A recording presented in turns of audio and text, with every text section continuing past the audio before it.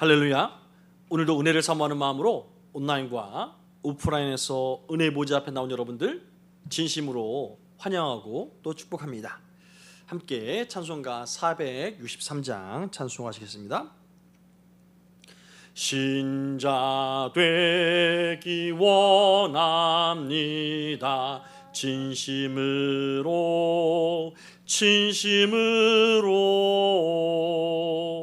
신자 되기 원합니다.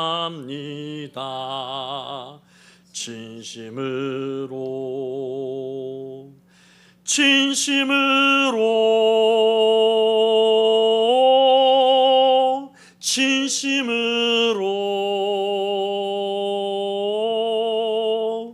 신자 되기 원합니다. 진심으로 사랑하기 원합니다. 진심으로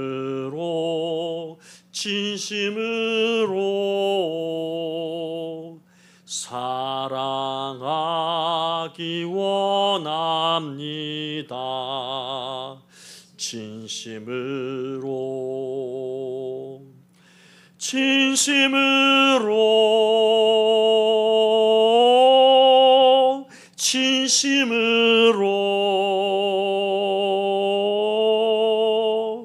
사랑하기 원합니다. 진심으로 거룩하기 원합니다. 진심으로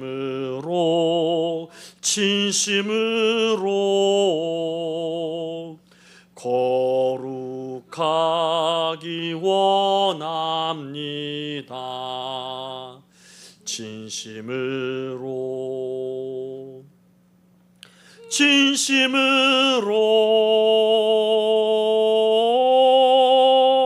진심으로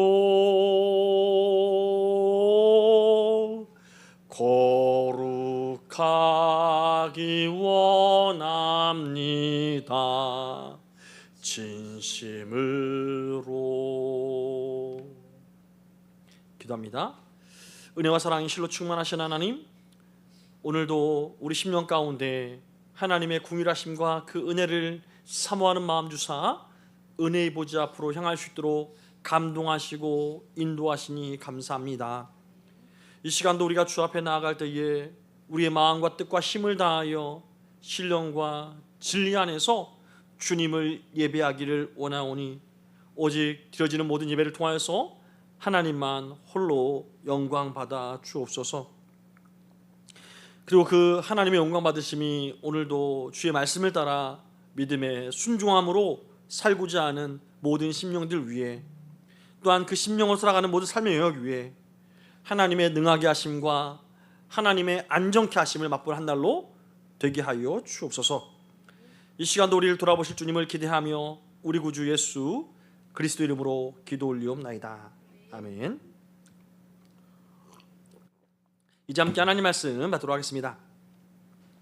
함께 받으실 말씀은 매일 성경 오늘날 자를 보시면 되겠고요, 성경 본문으로는 이사야서 29장 1절로 14절 말씀을 저하고 한 절씩 번갈아 교독으로 읽고 마지막 14절 말씀은 함께 읽도록 하겠습니다.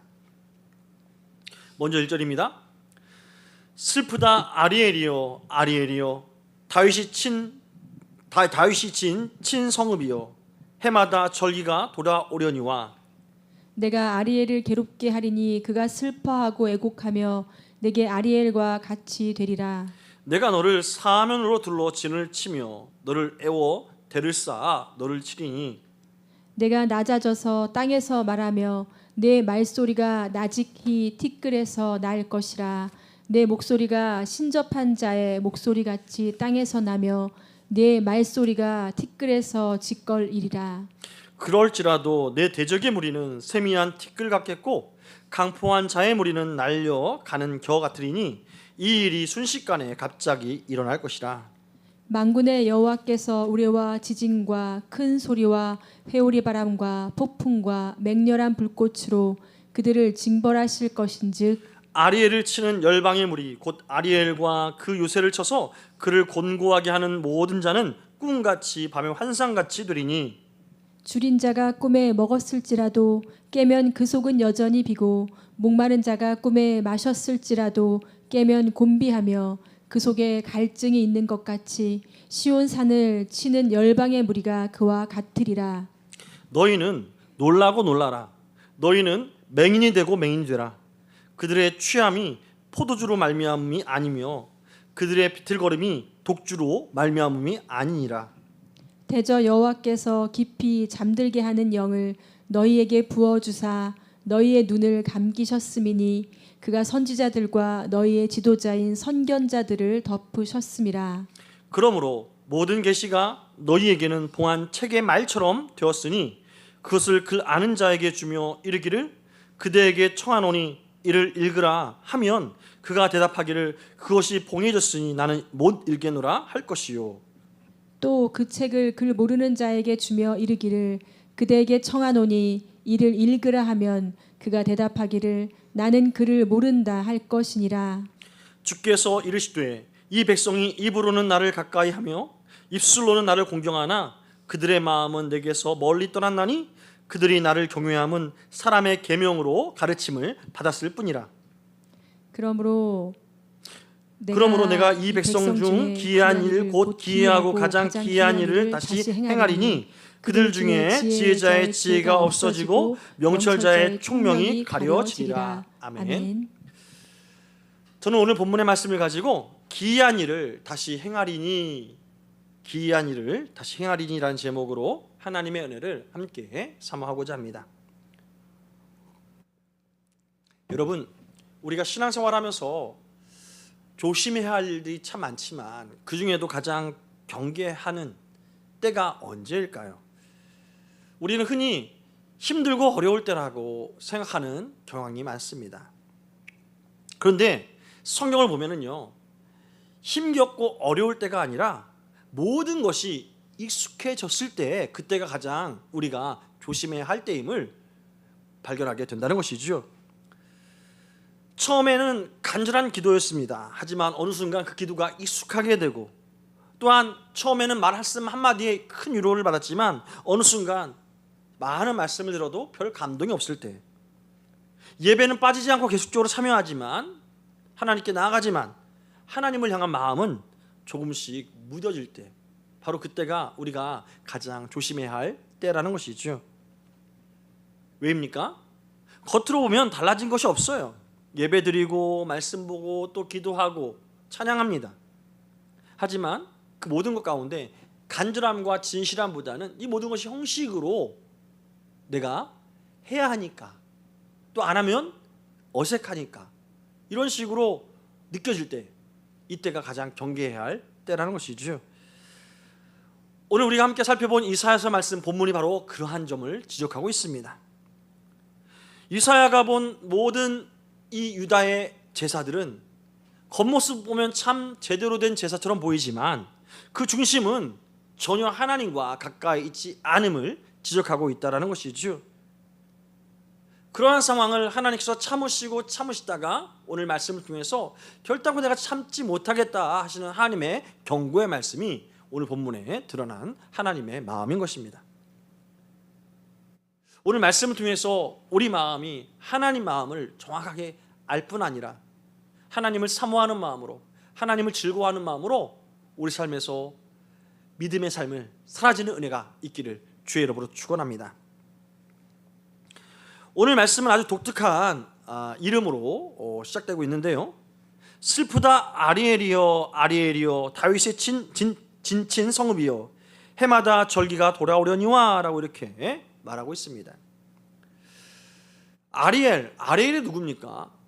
사실 아리엘은 예루살렘에 대해서 한 말씀 이런 것이죠.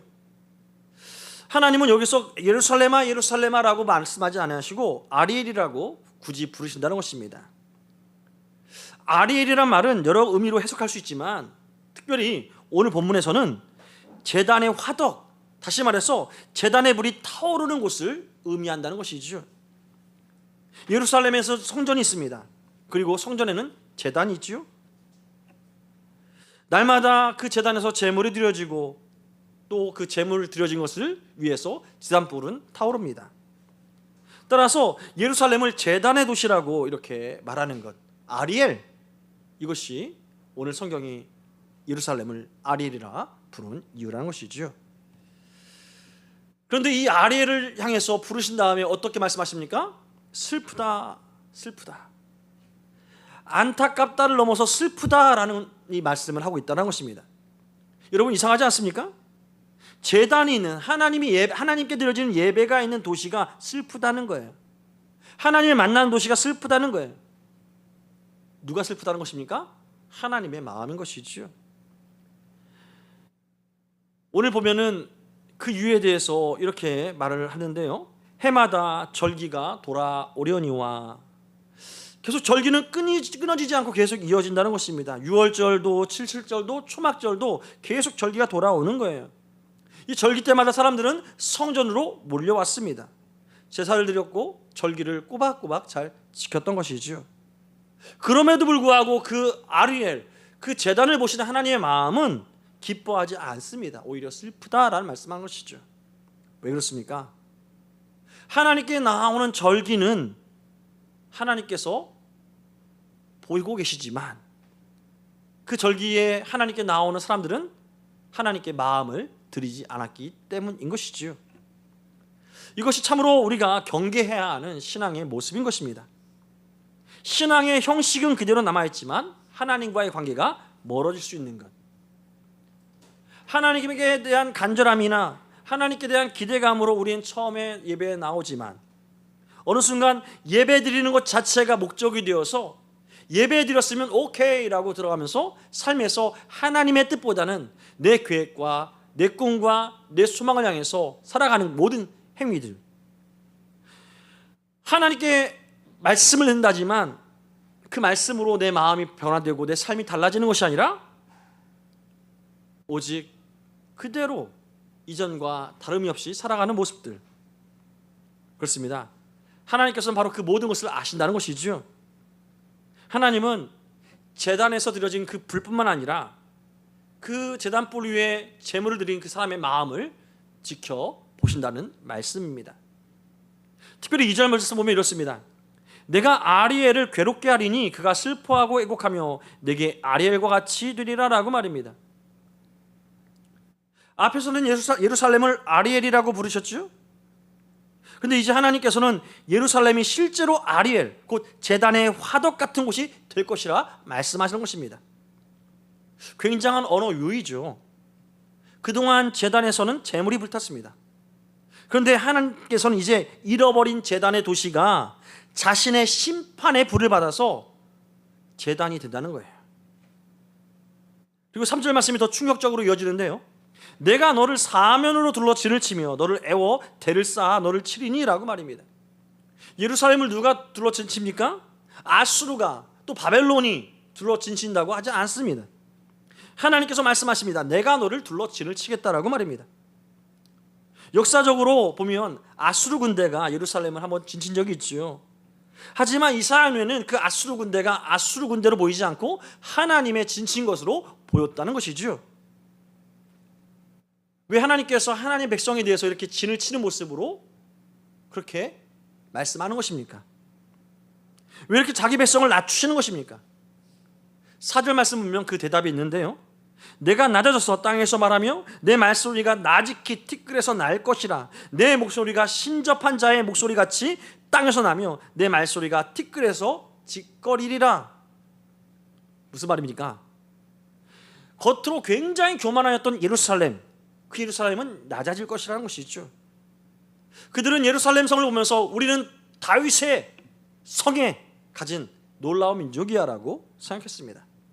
성전도 있고 제단도 있고 절기도 지켰습니다. 그래서 그들은 야, 우리는 괜찮아, 우리는 하나님이 있어. 하지만 하나님은 그 잘못된 확신을 낮추신다는 것이죠. 여러분, 이 말씀 통해서 우리는 무엇을 돌아봐야 합니까? 여러분, 하나님께서 우리에게 주신 그 은혜가 하나님을 결단코 대체할 수 없다는 줄 믿으시기 바랍니다. 성전도 주시고 건강도 주시고 절기도 주시고 모든 것을 주셨습니다. 하지만 이 모든 주신 것이 하나님 당신보다 더 존귀하거나 더 거룩하거나 더 영광 돌리거나 더 붙잡아야 될 것이 결코 아니라는 것이죠. 다시 말해서 하나님이 주신 은혜를 붙잡게 되면, 그것만을 붙잡고 있게 되면 하나님 당신을 잃어버린 채 살아갈 수 있다는 것이죠. 교회 생활을 오래 한다는 것 너무 좋은 것입니다. 직분 너무 좋은 것이죠. 예배를 빠지지 않고 드리는 것 너무나도 중요합니다. 하지만 이 모든 것보다도 하나님과의 관계 안에서 이루어지지 않으면 헛것이라는 것이죠. 하나님과의 관계 때문에 예배드리고 하나님과의 관계 때문에 기도드리고 하나님의 관계로 인해서 찬양하면 오케이입니다. 하지만 하나님과의 관계를 생각하지 않고 나의 신앙생활, 신앙의 습관을 따라서 드려지는 것 위험하다는 것이죠. 여러분, 하나님께서 우리에게 원하시는 것은 무엇입니까? 단지 우리가 예배의 자리에 앉아있는 것이 아닌 줄 믿습니다. 그 예배의 자리에서 우리의 마음이 하나님께로 향하고 있는지 하나님은 그것을 집중하시고 관심 가져 한다는 것이죠. 여러분, 우리는 항상 이러한 하나님 모습을 보면서 두려운 마음이나 큰일 났다 이러한 마음을 갈 때가 있습니다. 하지만 오해해서는 안 됩니다. 하나님께서 예루살렘 아리엘을 낮추시는 목적이 뭐예요? 버리시기 위해서가 아닙니다. 하나님께서 예루살렘을 낮춘 목적은 하나님만을 의지하도록 다시 예루살렘의 마음을 돌이키기 위함인 줄 믿으시기 바랍니다. 식어버린 그들의 마음, 그들의 하나님에 대한 사랑을 돌이키기 위함이라는 것이지요. 오늘 말씀을 통해서 혹시 조금이나마 하나님의 마음에서부터 멀어졌던 것이 있다면 그것을 우리의 신앙의 종교 생활로 우리가 때우려는 것이 있다면 그것이 다 십자가 앞에 내려놔지고 하나님께로 향하는 우리 마음이 다시금 진실해지기를 축복합니다. 또한 5절부터 8절 말씀은 어떤 내용이 있습니까? 하나님은 그렇게 버림받은 백성이라도 결단코 버리지 않으신다는 것이죠. 5절 말씀 보면은 앞의 내용 4절과는 전혀 다른 상황으로 표현되는데요. 그럴지라도 내 대적의 무리는 세미한 티끌 같겠고 강포한 자의 무리는 날려가는 겨 같으리라 라고 말씀하십니다. 조금 전까지는 하나님이 예루살렘을 둘러 진쳤다고 말씀하시는데 이제는 하나님께서 예루살렘을 공격하는 원수들을 심판하기 시작하셨다는 것이죠. 여러분, 좀 이상하지 않습니까? 예루살렘을 낮추셨다면 그냥 원수들의 손에 내버려 두셔도 좋은 텐데 실제로는 그렇게 하지 않으신다는 것입니다. 왜입니까? 하나님이 자기 백성을 징계하는 것과 자기 백성을 버리는 것은 전혀 다른 차원의 이야기이기 때문입니다. 그래서 5절 후반절에 보면 아주 중요한 내용이 나오는데요. 그 일이 순식간에 갑자기 일어날 것이라. 갑자기 순식간에 일어날 것이다. 두 번이나 주목해서 쓰고 있지요. 왜 이렇게 강조하면서 말씀하실까요? 예루살렘의 눈으로 보면 원수들이 너무나도 강대한 존재였기 때문이라는 것이죠. 아수르 군대가 온 성을 에워쌌습니다. 사람들이 보기에 너무 강대했기에 야 끝났다. 아무리 해도 이길 방법이 없다. 하지만 그들을 향하여서 하나님 말씀하는 거예요. 내가 개입하면 그 거대해 보이던 군대 의미가 없다라는 것이죠. 티끌처럼 겨처럼 다 날아가 버릴 것이다 라는 것이죠. 여러분, 우리가 살다 보면은요 큰 문제를 만날 때에 이 문제가 하나님보다 더 크게 보일 때가 있습니다. 마치 이 문제로 인해서 하나님이 안 계실 것 같은 그런 느낌이 있을 때가 있죠. 그리고 문제가 더 커 보이면 커 보일수록 하나님께서 과연 이 문제를 해결할 수 있으실까라는 이러한 의심이 우리 안에서 우리를 괴롭게 한다는 것입니다. 하지만 오늘 말씀은 우리에게 반대를 보여주시는 것이죠. 문제의 크기로 하나님을 재단하지 말고 판단하지 말고 하나님의 크기로 문제를 재단하라고 말입니다. 사람의 눈에는 산처럼 보이는 문제라 할지라도 하나님 앞에서는 티끌과 겨 같은 문제라는 것이죠. 특별히 6절 말씀 보면 이렇습니다. 만군의 여호와께서 우레와 지진과 큰 소리와 회오리 바람과 폭풍과 맹렬한 불꽃으로 그들을 징벌하신즉. 징벌하다. 어떻게 해요? 우리가 이해할 수 없는 방법으로, 하나님의 방법으로 징벌하신다는 것이죠. 하나님이 친히 심판자가 되사 그들을 징벌하신다는 것입니다. 이것을 통해서 우리는 무엇을 바라봅니까? 눈에 보기에는 아수르가 역사의 주인처럼 보이지만 실제 주인은 하나님이시다. 또한 7절과 8절에도 아주 재미있는 비유를 말씀하고 있는데요, 줄인 자가 꿈에 먹었을지라도 깨면 그 속은 여전히 비고, 목마른 자가 꿈에 마셨을지라도 깨면 곤비하며 그 속에 갈증이 있는 것 아니겠느냐라는 말씀이죠. 배고픈 상태로 잠을 잤어요. 근데 잠에서 고기를 배불리 먹었어요. 근데 잠을 깨면 어떻습니까? 배고파요. 바로 그러한 내용인지, 하나님께서 예루살렘을 삼키려고 들어온 열방의 계획, 야, 예루살렘을 삼키면 너무 배부를 것 같아. 하지만 그 계획이 꿈과 같이 만들게 하겠다. 이것이 하나님의 말씀인 것이죠. 이제 예루살렘은 우리 것이다 생각하는 그들의 계획을 하나님께서 철저히 무너뜨리게 한다는 것입니다. 왜 그렇습니까? 하나님께서 예루살렘을 그들로 인해서 진치게 만든 것, 예루살렘을 망하게 하려 함이 아니라 예루살렘이 하나님께 다시금 진실한 마음으로 나아가기를 원하시는 목적이 있기 때문에 허용하셨다는 것이죠. 여러분, 원수는 우리를 넘어뜨리고 멸망시키려고 다가오지만 우리 하나님은 그 원수의 그 이빨을 친히 꺾고 우리가 하나님을 바라볼 수 있도록 역사하신 줄 믿으시기 바랍니다. 여러분, 우리가 힘든 이유, 하나님이 우리를 사랑하시기 때문인 것이지요. 하나님은 우리를 낮추심으로 하나님을 바라보게 하지만, 우리를 낮추시는 것은 우리를 망하게 하려 함이 아니라 다시 하나님과의 아름다운 관계를 위함인 줄 정말 잊지 마시기 바랍니다. 결국 이 모든 것은 어떻게 해야 됩니까? 9절부터 14절 내용인데요, 다시금 우리의 마음을 하나님께 돌이키려는 하나님의 진심이 담겼다는 것이죠. 오늘 보면은 그렇습니다. 아수르 하나님의 심판을 받아서 사라지게 된다. 하지만 그것으로 끝나는가? 9절 말씀 보면 이렇습니다. 너희는 놀라고 놀라라. 너희는 맹인이 되고 맹인이 되라. 이어지는 10절은 이렇게 말합니다. 대저 여호와께서 깊이 잠들게 하시는 영을 너희에게 부어주사 너희 눈을 감기게 하셨음이니 라고 말입니다. 이 말씀을 보면 어떻게 해석됩니까?